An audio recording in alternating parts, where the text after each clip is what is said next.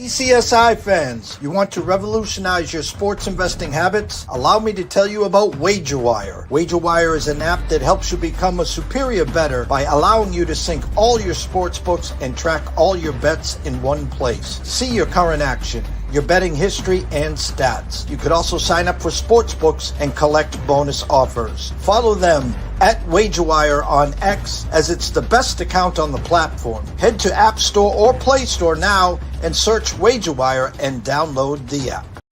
2,000 years long, we will never settle. Hard days, no way with a heavy metal. No time, no fail, won't stop here. Like a torch to a flame when it burns hot. We won't stop. Come on, baby, higher.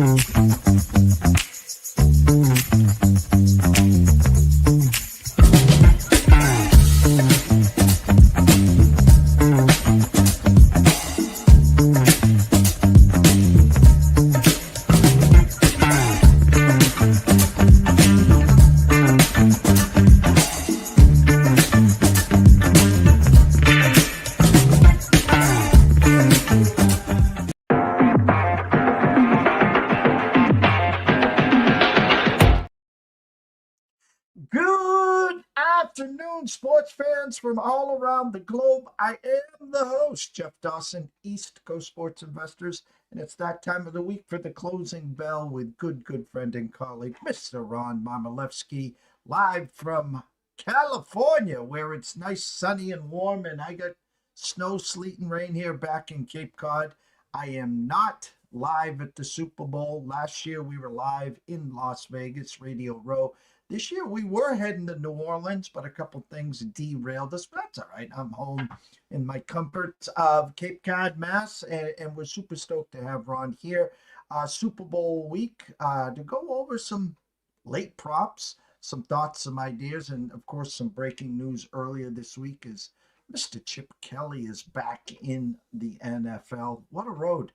UCLA head coach leaves them dry, heads over to Ohio State, wins a championship now, TB12, and the Raiders come calling. So ask Ron his thoughts there. So first and foremost, a shout out to our proud sponsors and partnerships. It's WagerWire.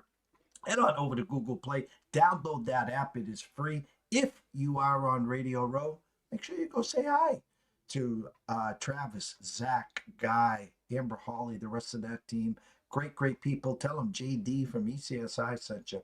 Viva Tequila Seltzer, 6 flavors in all. The East Coast is cuckoo for coconut. Atlanta Steaks and Seafood. Head on over to Facebook. Introduce yourself to Mr. Terry Smith. While you're there, head on back to atlantasteaksandseafood.com. Place an order today. Use the promo code SHRIMP. Get a free 2-pound bag of the big boys, the 1620s. Enjoy them with your Super Bowl or next week, some shrimp scampi, some surf and turf, however you want to use it. It's just some shrimp cocktail. You'll enjoy it. So without further ado, let's bring him on, Mr. Ron Momilevsky. Good afternoon, Jeff. Yeah, sunny maybe because we're expecting rain tonight and then rain for the next 36 hours, but it will not be 30 degrees or 20 degrees like you might have. Well, I got a text from Greg, one of the producers for Sports Grid, asking me to come on Saturday at 6 with Joe Madden, Scott Wetzel to talk some Super Bowl, talk some college basketball. And I was like, well, it's perfect timing because I got an alert. Snowstorm heading to the Cape Cod area, 4 to 7 inches. What a better way to start Super Bowl Sunday, huh? Yeah, they're not going to have too many snow games in the future. They've had a couple of cold weather, but now, just like some of the major bowl games, they're putting them in Florida or under domes. I talked to you backstage. I used it as a headliner here. Chip Kelly, UNH grad, good friends, roommate way back in the days at UNH. This year was the OC for the national champs, Ohio State Buckeyes. Tom Brady comes a calling, and now an OC for the Las Vegas Raiders. Thoughts with Chip coming back to the NFL? Yeah, that was fast, huh? One year at Ohio State. He really wanted to leave. I think we talked about this before. The reason he left UCLA is the game had changed, and if you're the coach, you're the CEO, you're the recruiter, you're the babysitter, you're all these different things in college with realignment and the portal and so on. If you're a coordinator, like at Ohio State, you can do all the things that made you successful, especially Chip's offense, which really gets off the ground and is very innovative. And you don't have to have all those other headaches. It was a really good job for him. But apparently, from what I've read, his love, he has unfinished business sort of in the NFL. He didn't do so well, but as a coordinator, he still won't have some of those headaches like he had at UCLA. He goes back to warmer weather and he gets to unite with somebody that he really admires, apparently, and that's Pete Carroll. And the challenge of revamping the Raider offense, who we don't even know who the quarterback is going to be. All we know is they have a guy named Brock Bowers, and they have a lot of work to do around it. But Chip Kelly wants that challenge without all the other headaches. So I understand the move. And I don't think there were many jobs he would have gone to except for this one. Well, we talked last week, Pete Carroll. Now you add Chip Kelly. We know Tom's got a vested interest in the team. Not much in the quarterback, Aiden O'Connell. I assume they're going to be potentially drafting a quarterback at 6 or moving up. The rumors of Geno Smith. We talk at length about Kirk Cousins' availability there. I'm going to add another name to the mix. Matthew Stafford potentially as a trade piece. Any of those, if you're Pete Carroll, Tom Brady, and now Chip Kelly, pique your interest as you draft a quarterback and hand him the clipboard? You just piqued my interest with Matt Stafford. I mean, that would be a really nice fit. I'm not sure Kirk Cousins would be a fit there because that offensive line would be hard pressed to protect him, the current state, the current roster. I think that would be a big problem. Geno Smith's somebody that Pete Carroll knows well. He could probably work with him. But these would be kind of stopgap moments. I do think that first round pick is going to be a quarterback. And then it depends on how. Kirk Cousins, he was blindsided last year with the pick of Michael Penix. I don't think this organization wants to blindside a veteran quarterback, but if they can find that right mix where the veteran quarterback would accept it as a challenge to be the bridge quarterback, then I think with the right mix, it can work out. It's going to be interesting. They got a nice piece there. They're drafting early enough. We don't know how the quarterbacks are going to fall. We know of Mr. Abdul Carter. We know Travis Hunter. We know what the Patriots need it for. I still think they'll trade back unless Abdul Carter is available there. It's not a strong class run. So is it a sit and wait at this point? And we got time. We got the combines. There's going to be some moves made. What do you do in that situation?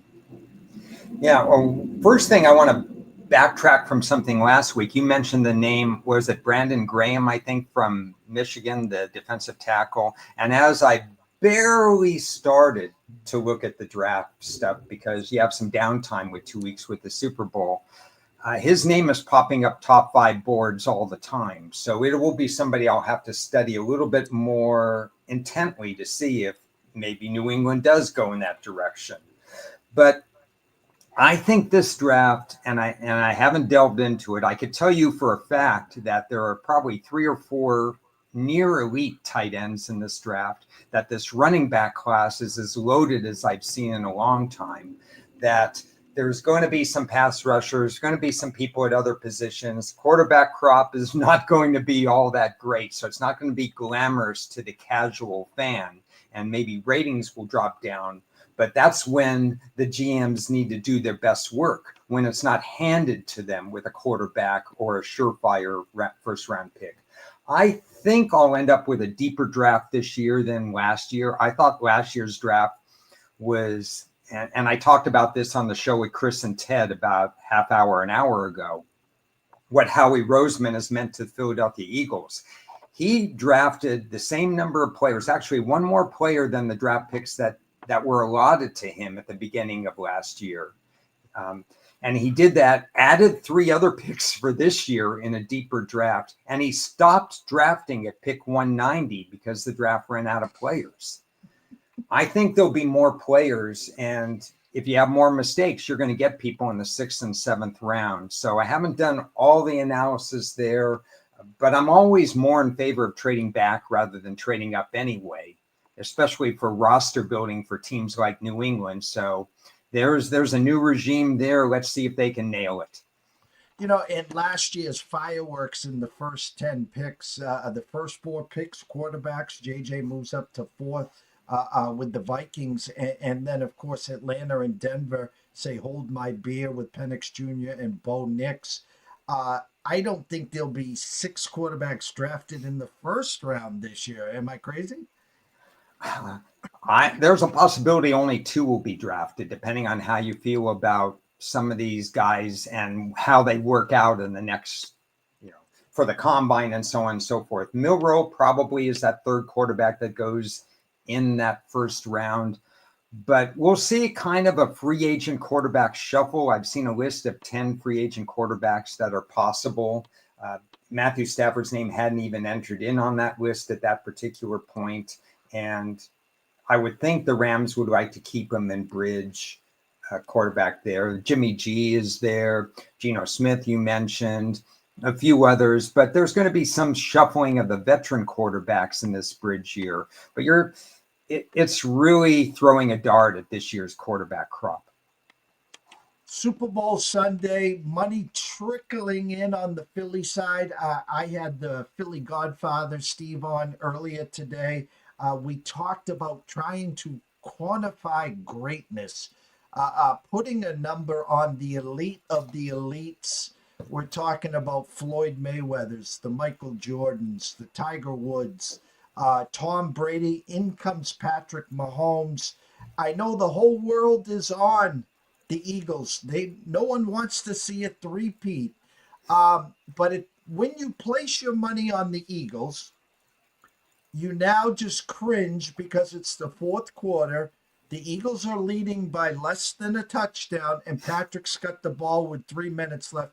We've seen this a million times. How do we not get to that point, Ron?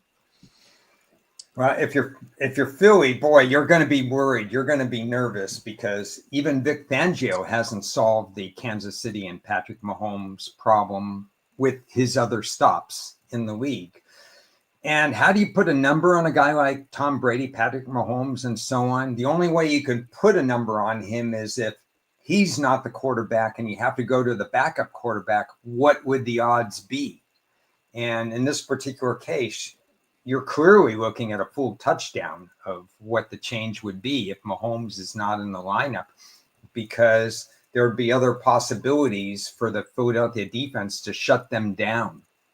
The way you want to keep that scenario you're talking about from happening is to hope that Mahomes, A, has a slightly off day, and B, that you could absolutely stuff their run. Don't let Worthy break something outside.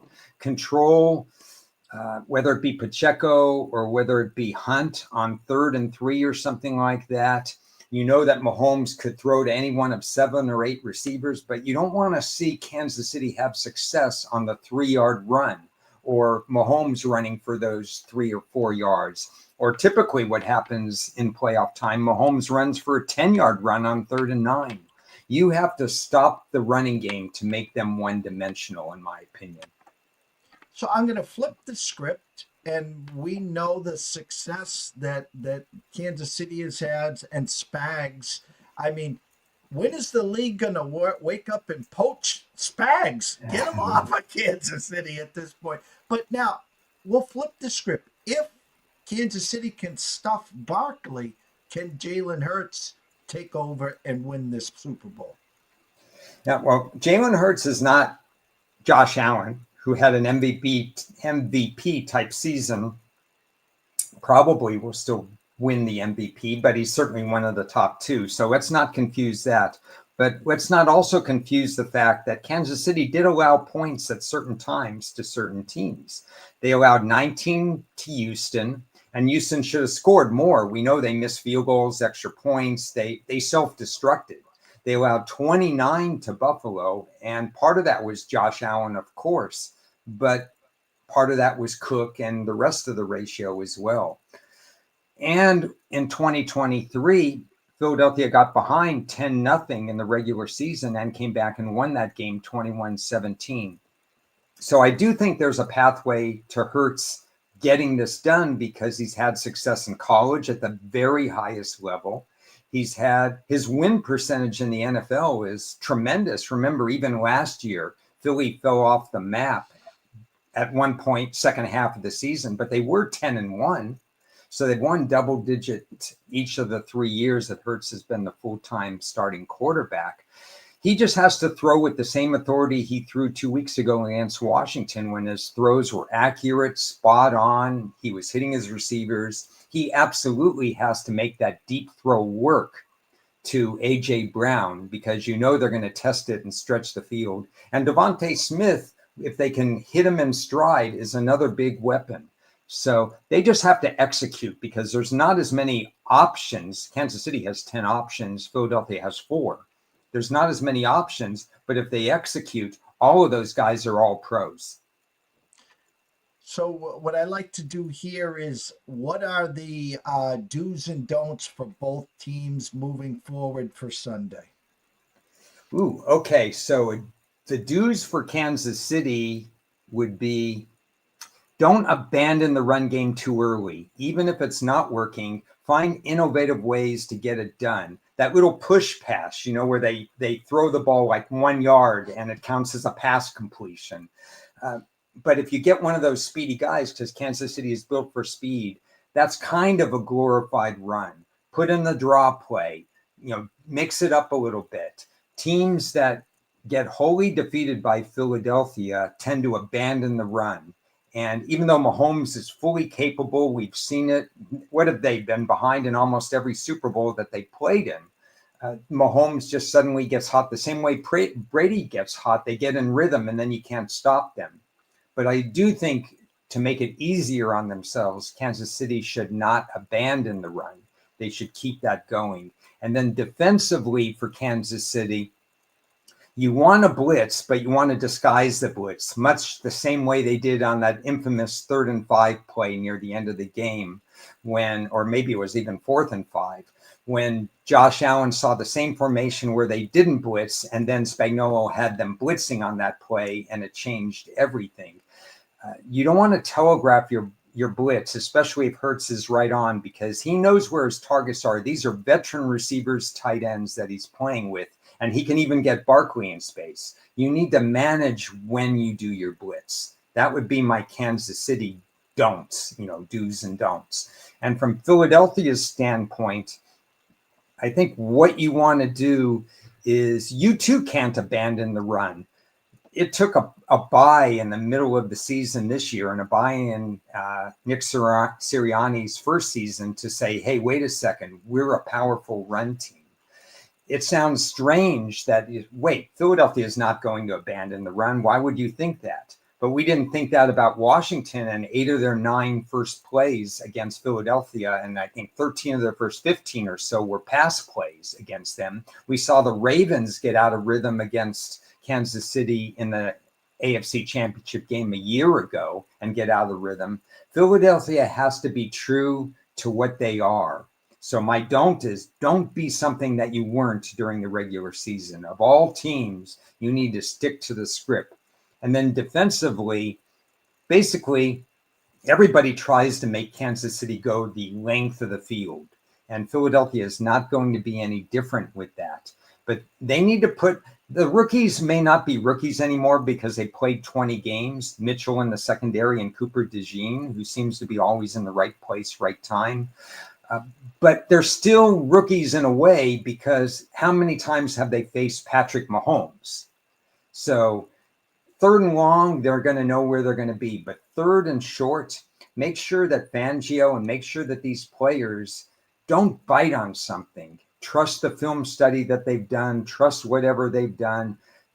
Make sure that they're not seeing something that causes them to overreact to something and set up a big play. I think Mahomes, if he gets his way with the rhythm of the run game and so on, he's going to try to test these rookies, and that's going to be the real chess match. It's the game. It is a chance for history, a three-peat. I think the world, the nation doesn't want any part of a three-peat. They've had enough of this Chiefs onslaught, and I haven't even brought the word refs up. We don't talk about them here. What is better for the NFL? Philly wins, put the Chiefs on the shelf, or another year a three-peat? Are they going to now go for a four-peat? I mean, what do you think the narrative for the world is after the gun sounds on Sunday? You know, from an historical standpoint, I'd like to think the Chiefs three-peat is better for the NFL and so on, because then every year thereafter and all the different things, there's something to strive for in the NFL. And this was a very unusual year in the NFL. And you get that I would say like every 7 years. It's kind of that 7-year cycle in business and agriculture and whatever. In football, it's the same way. You had a heavy dose of favorites this year. You had a lot of chalk at various times. You didn't have one of those parity. We didn't hear the word parity in the NFL in 2024. All we saw was 6 or 7 teams at the top, about 7 or 8 teams that were dismal. And you only saw a few teams at 8-9 or 9-8. I mean, really, there was no middle ground. So it was a strange year for the NFL. So I think overall, they're not so worried about, okay, if there will be fatigue if Kansas City wins. There's always new hope. There's always whatever.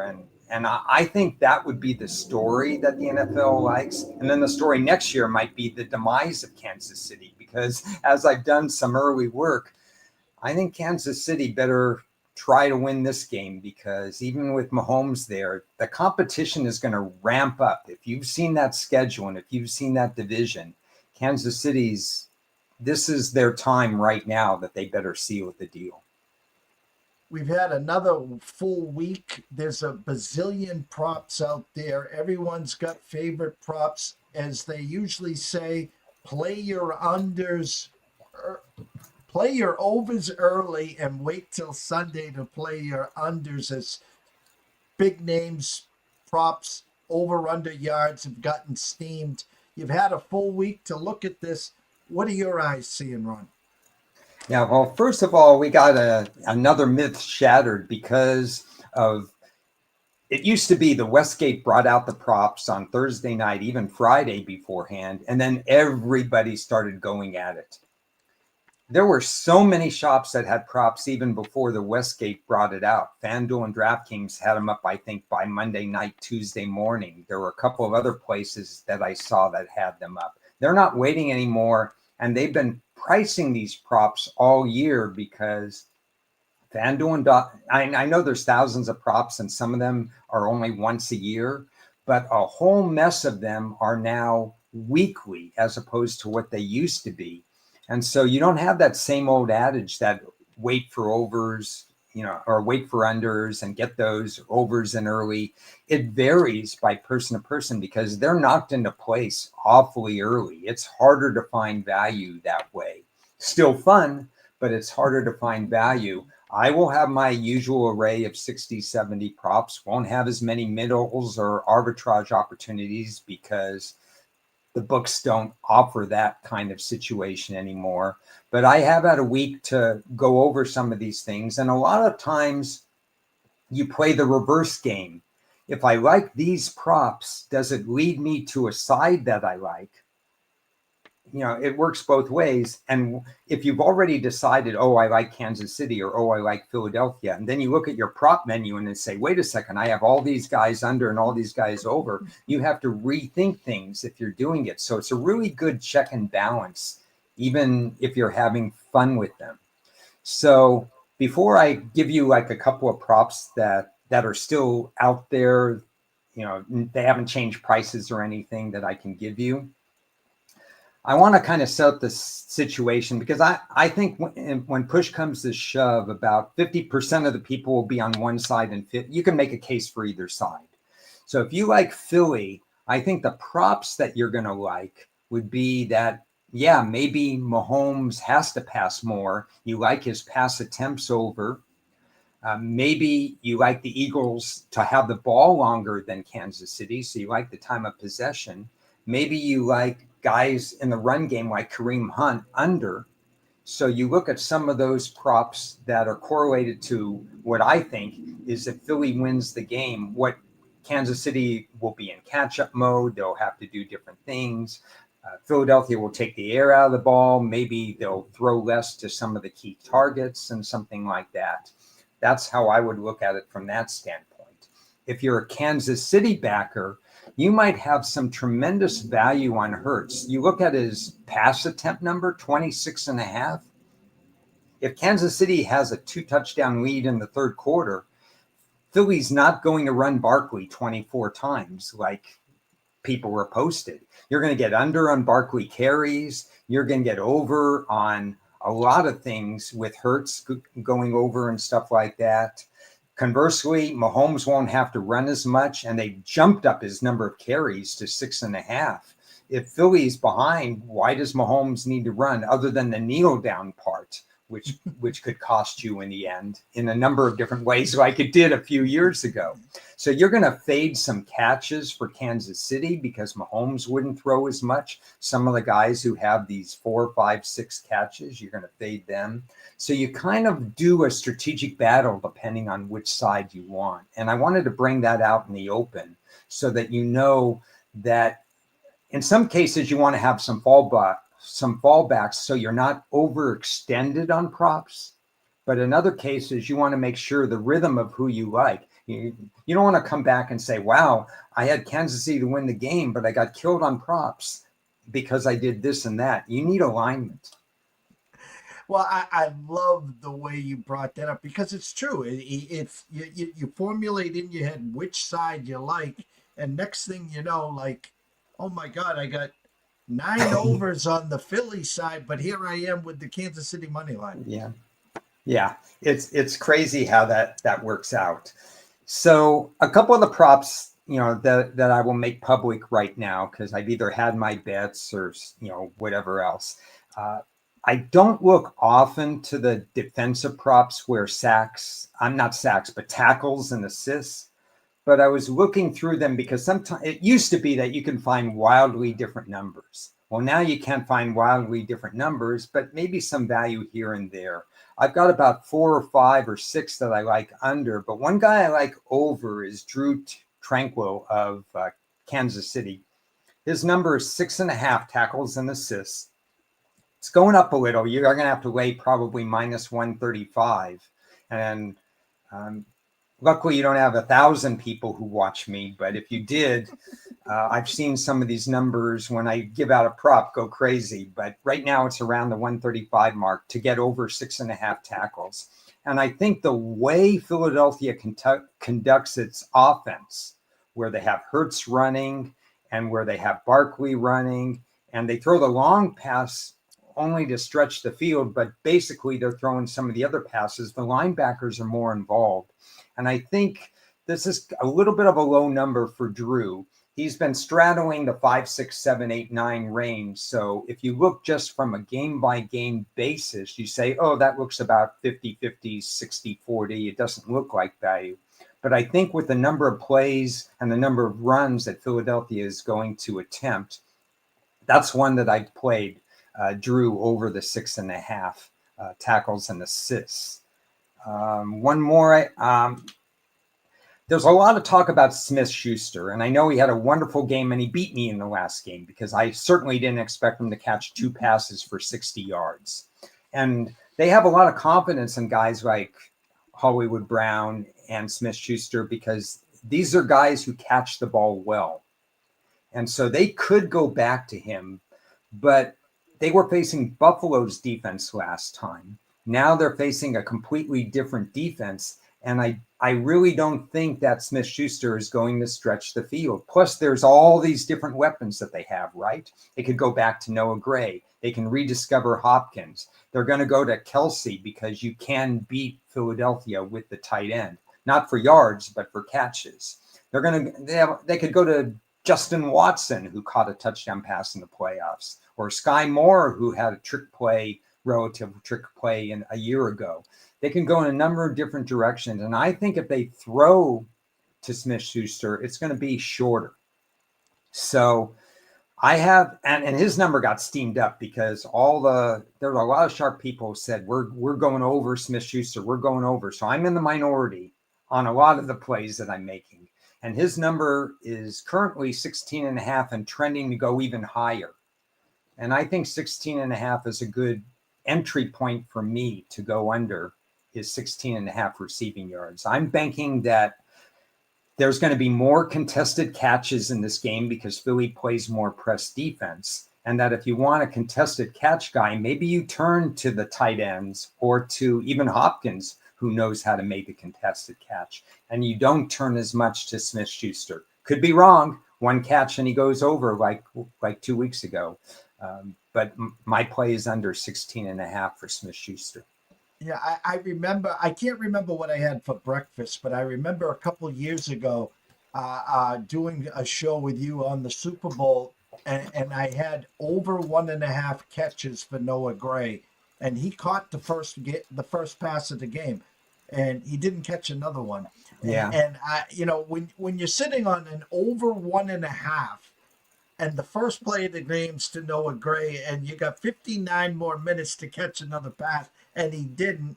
I just laughing. But I'm going to ask you, I'm going to follow up on the Juju, because Patrick Mahomes, 9 completions to 8 different people. We've seen the script a million different times. It's Kels coming off of a very quiet game for his usual. So you kind of expect Kels to be a focal point. You said you can catch a lot of passes against this Philly D. I'm going to take it a step further on. The narrative now is D-Hop is moved way down on this chain.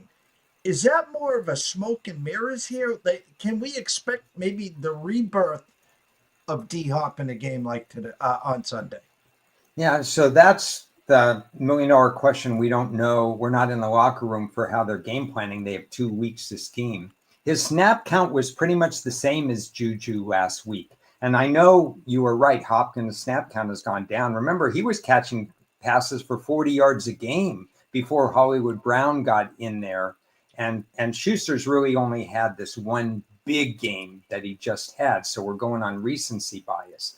So I think they're still going to share snaps. And what I know about Pat Mahomes is, other than throwing to Kelsey as a security blanket, he's an equal opportunity employer. He's not going to be somebody. I mean, he could be looking one way and throwing the other way because he knows where you're supposed to be. We've seen all those crazy throws. He's not going to say, I have to do this, I have to do that. I want to target this guy more than that guy.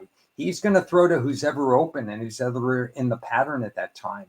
So I think maybe Hopkins doesn't get even one attempt. We don't know whether he'll get one target.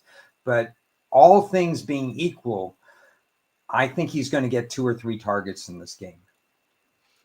Before we turn it over to your closing thoughts, if Kansas City wins the Super Bowl, who's the MVP? Ooh.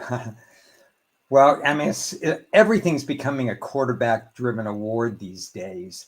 It would probably take, what was his name, Larry Smith and Washington, all those interceptions. Basically, they threw the ball right at him, and he caught all those passes. But it would take that kind of performance for a defensive player to make it. I heard the argument, which I agree with, that if somebody catches 8 passes for 100 yards and 2 touchdowns, there was still that same guy, Mahomes, throwing to him to get those 8 passes or whatever. And Kansas City doesn't have the Barkley, where you could say on the other side, well, Barkley runs for 173 yards. He has a real legit chance to get it over Hurts. But it might take somebody with 3 touchdown receptions to get it over Mahomes. So I would say there's an excellent chance that and you're gambling if you're saying it's going to be somebody other than Mahomes if Kansas City wins. And I go back to Patriots and the Falcons 28-3. And I still to this day think James White was the MVP there, and they gave it to Brady. So, and Yeah. James White had a phenomenal day, but they, of course, as you said, it's a quarterback driven award. Philadelphia wins the Super Bowl. Who's the MVP? Yeah, that's going to be an interesting one too, because that one could be a defensive player. I really think, I mean, Mahomes has been spotless, and there's a certain narrative that he's learned how to keep himself out of harm's way and not throw the bad pass and stuff like that. And certainly if they're playing close or playing from ahead, I guess you'd expect Mahomes to continue to be playing spotless, but he's not afraid to be a gunslinger either. That's how he came into the league, as a gunslinger. So if the script is that Philly leads this game by 7 or more points, I think he would go ahead, and maybe there's somebody on Philadelphia that does the dirty work. In a low scoring game, I think it opens it up. So if you think the game's low scoring, I think it opens up for more Philly players. If Barkley scores a lot of touchdowns, he's third choice. He's whatever he is, plus 280, plus 350 to win that. But I have a feeling that for Philadelphia to win the game, it's going to be more than just Barkley that wins the game. Hurts is going to have to go ahead and hit A.J. Brown, hit Smith, hit Goddard, and so on and so forth. He's fully capable of doing that. Plus, he could use his legs, of course. There's no game after this for several months. You throw caution to the winds. He should be a little bit more healthy than he was 2 weeks ago when there were some plays that he wasn't willing to run. I think it's more wide open on Philly's side because we don't know that Hurts is going to have a bang-up game. And I think there will have to be some turnovers on Kansas City's part to go ahead and enhance Philadelphia's candidacy to win this game, unless Hurts is on all cylinders. Hurts is still the favorite and deservingly so, but part of me thinks he'll do fine throwing the ball in this game if that offensive line can regroup and get that pass protection back to where it was previous to the last couple of games.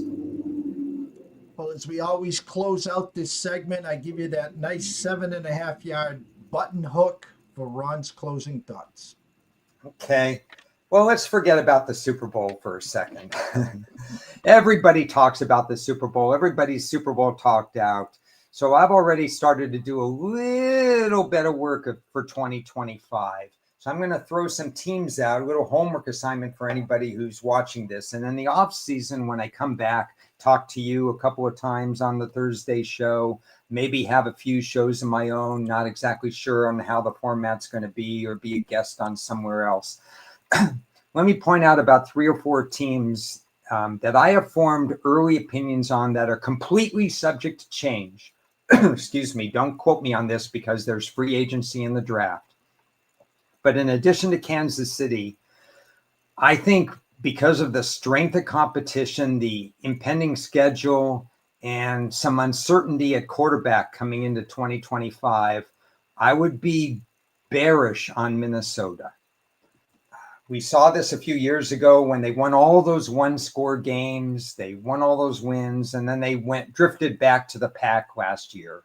Whether it be Sam Darnold coming back, which would probably enhance them, or J.D. McCarthy essentially having a rookie year, they had a lot of close luck. They're playing a tough schedule. There are parameters and metrics in place that I think they take a step back, whereas Green Bay gets better. Chicago is much better coached right now, and Detroit probably isn't going anywhere. They're young enough. Even though they lost a whole bunch of coaches, their roster is still good. I thought about San Francisco a lot, and the easy way out would be to say their window period is closed. They're going to have to get rid of these guys. They're going to phase out even Kittle. They might phase out Deebo Samuel then. Brandon Ayuk is coming off an injury. There's questions about Purdy. What about McCaffrey? I mean, there were some serious injuries. The defense never seems to get it right at cornerback. Should we just write them up? And the easy answer is no. The more difficult and the correct answer is, the easy answer is yes, write them off. But the more difficult and correct answer is don't write them off. They have a 4th place schedule. They're going to get Ayuka healthy and everybody else. They've changed back to Robert Saleh at defensive coordinator, which is an upgrade.